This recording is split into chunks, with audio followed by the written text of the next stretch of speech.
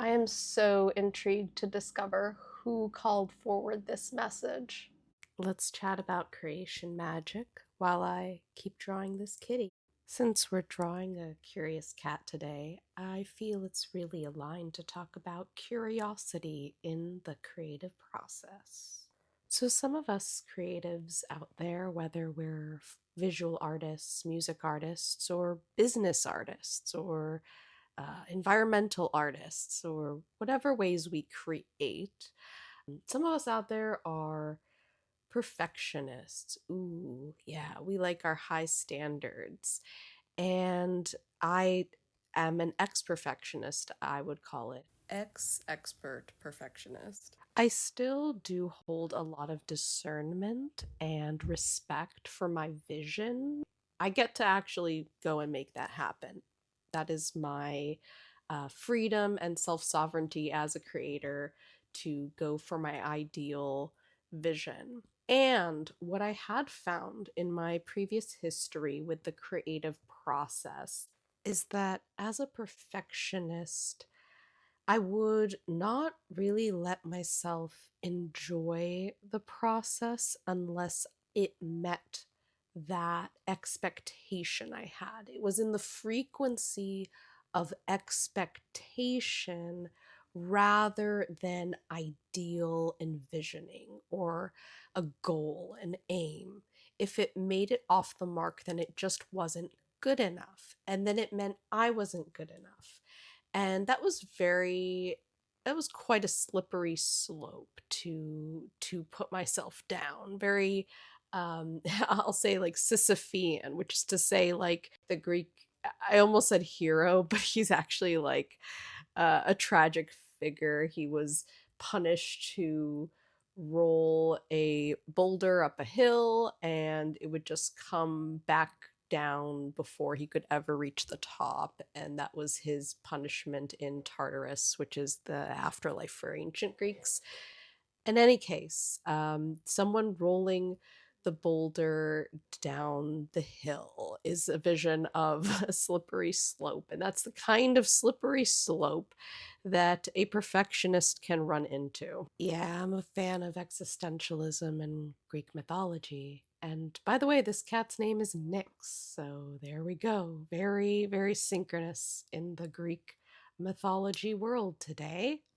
In any case, what I have found is that when I held an expectation of what I wanted it to look like, when I held myself hostage, essentially, hostage to the happiness and joy of creation, should I not meet the standard to which I am accustomed, I would not really enjoy the process, and that would lead to a lot of burnout. It would lead to a lot of resistance to actually doing something that lights me up or used to until I held myself hostage from it and the joy of it. So, where does curiosity come in? When we invite curiosity into our heart, we allow the mystery and conversation of creation to unfold in a dance with the universe, essentially. From a mystic perspective, there's you, and then there's the other, the one that we dance with.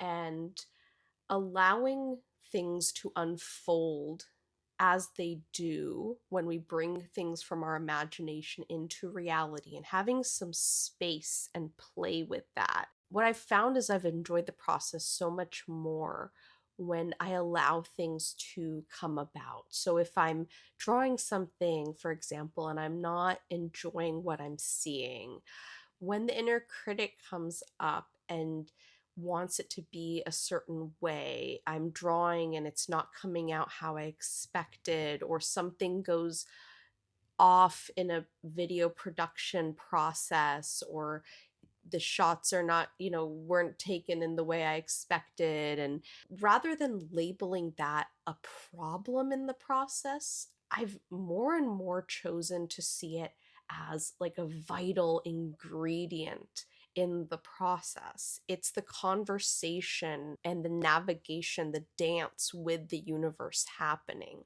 When I have curiosity about what is showing up, then it becomes like a playful game with the process. It's not a war or a conflict with the process. And that has felt so much more satisfying and relaxing and peaceful to approach art this way, to approach creation this way.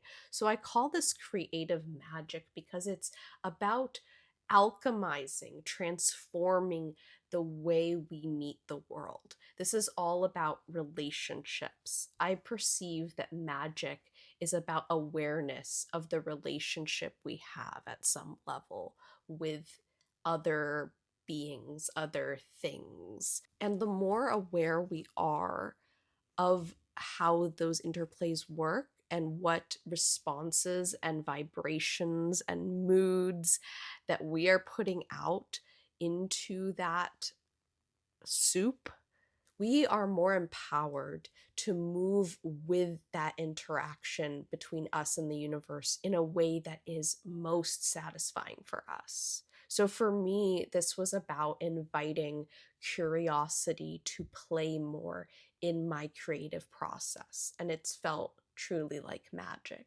From my perspective, it is. If you enjoy these chats and would like to come back for more, check out the homepage and give the follows and the all those things. I would love to have you along for the ride and get to hear more from you. So let's play with a witchy world of things.